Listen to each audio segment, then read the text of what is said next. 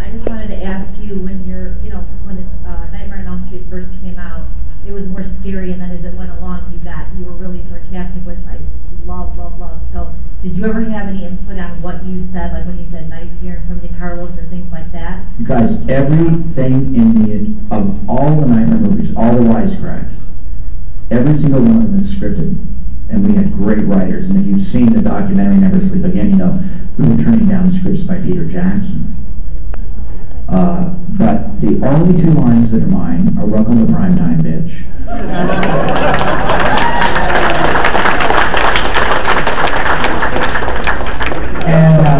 And in Wes Craven's New Nightmare, when I come out of the closet, miss me.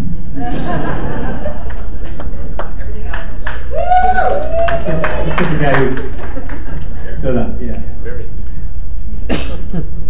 Big fan, Rob. I'm about to cry. I read on, I think it was on Internet Movie Database, that you had written a treatment for a sequel, for one of the sequels of the Nightmare on Elm Street. No, I wrote a script for Nightmare 3. Was it a treatment or a script? It was a treatment. It didn't have dialogue. Could you touch on what it was like? I was really interested to kind of know, what was the... My idea was that Tina,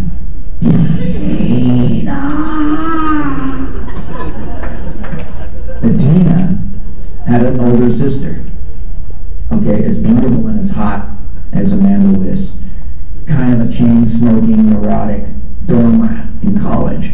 And when her sister's killed, she comes back to Springwood to find out what happened. And now we're going to do retro technology now, but she went through all the microfiche. She would go through microfiche and everything on Springwood Slasher, and she would, like try to figure out what was going on, and was there any truth to this. And then she would be the heroine. She would come into it as the heroine and find Nancy. And the two of them together would be sort of like a dueling Nancy Drews, versus, and they would kind of double team Freddy, which is I like that kind of Freddy sandwich. We've got Kane here, and we've got Bruce Campbell across the street. Can we put together that Freddy, Jason, Ash thing here? Well, here's what I've heard. I mean, everything you hear, you guys, everything is a grain of salt, because I hear rumor too. My rumors are a little closer to the source than yours, but you never know.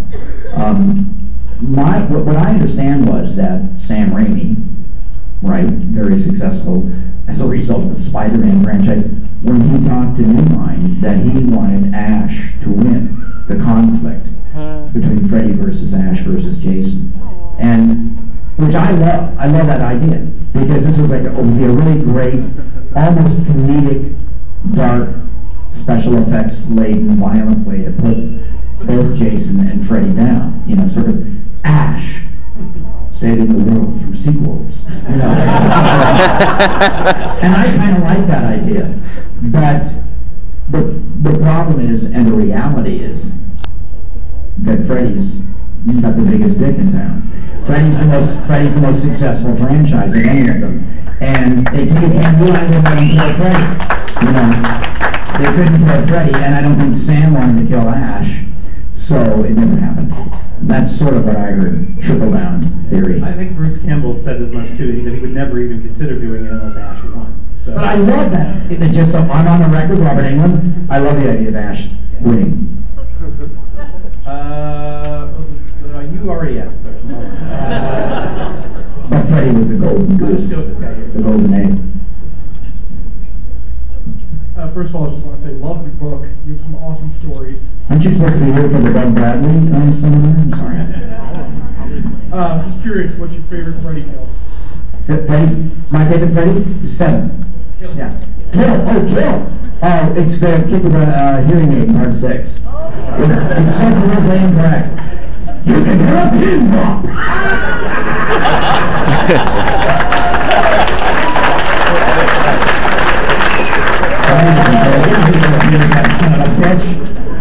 I'm not turning you over here. Normally you hear the bikini Adam Landrock. Speaking of bikinis, you were in this great zombie stripper movie. Well, I just did Strippers versus Weirdos, which is kind of Shaun of the Dead. which is terrific too. With my old pal Sarah Douglas from V. She was the original Superman, with Terrence Stamp. But yeah, so those are coming up. Zombie Strippers.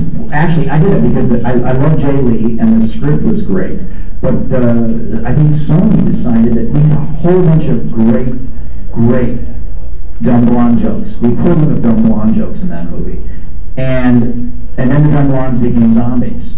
And then the dumb blondes would kind of like kill you. But the dumb blondes were always trying to improve themselves mentally. They were reading Nietzsche, Yeah, they were reading self-help books. Well, they cut all that stuff out, which I loved. Naked zombies sitting around reading, how to get married, how to treat your man, Oprah Winfrey book club shit, I love that they cut all those jokes out. So, and I think it's that thing again. You don't have to talk down to the audience.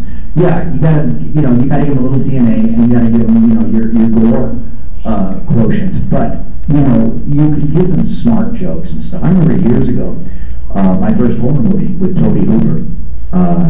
Working across the street from the old Paramount lot, and I walked on a soundstage, and it was this gothic, Victorian, southern roadhouse with tumbleweeds and a '67 Eldorado, and Marilyn Burns, and Audrey Hepburn's husband, Mel Ferrer, and Stuart Whitman, and Carolyn Jones, and one of my favorite actors, William Finley, from The Fury, and from Brian De Palma's Sisters. Great actor, Phantom of Paradise. And I walked on this set, and we're making this great little dark movie. Neville Brand, oh my God, we're making this terrific film for no money, and the producers were worried that Toby Hooper wasn't going to give them enough blood and sex. Toby Hooper! The man who created the Texas Chainsaw Massacre. And this is that kind of thing that you're fighting all the time. And they would sacrifice character development or sacrifice a great scene because they needed more TNA. Don't worry. Toby's going to give you that. He understands the balance. Death, sex, rock and roll. He understands the Holy Trinity. We got time for a couple more. Let's go. Let's get someone over here. Just pick someone. My favorite role of yours is the good alien in V, when you played that. And where did you get the inspiration for that? Because that's unlike most of the acting jobs you do. Well, actually, to be honest with you, we're talking about Willie on V now. But actually, I've done tons of that kind of work. I played nice guys and sidekicks in the theater and in movies for a long time and on TV. But my inspiration was from Ken Johnson. At the interview for V, I was, asking him stuff, and he said, let me give you my interpretation here. In a perfect world, Willie, young Gene Wilder.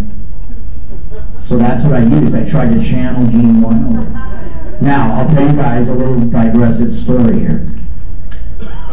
I have older friends, actors from the East Coast, who saw One Flew Over the Cuckoo's Nest with Kirk Douglas off Broadway in New York. And Billy Bidditt played the part that was played in the movie by Brad Dourif. How much do we love Brad Dourif? On stage off Broadway, it was played by Gene Wilder. And people that saw that performance said he turned the corner in comedy drama. He turned the corner. People saw things they'd never seen before. And watch Bonnie and Clyde. If you've seen it a million times, you don't want to watch the whole movie. Pump it on right after the first robbery where they kidnapped the bank teller, Gene Wilder. He's in the back seat with Gene Wilder, Estelle Winwood. That's about 3 Oscars right there. Warren Beatty and Faye Dunaway. It's another couple of Oscars, right? You don't watch anything but Gene Wilder. He steals the scene. He complains. When they go out for food, he complains that he didn't get the right sauce on his hamburger. Gene Wilder, don't act for Gene Wilder. He's too good. The rule should be going after children, babies, children, dogs, or Gene Wilder.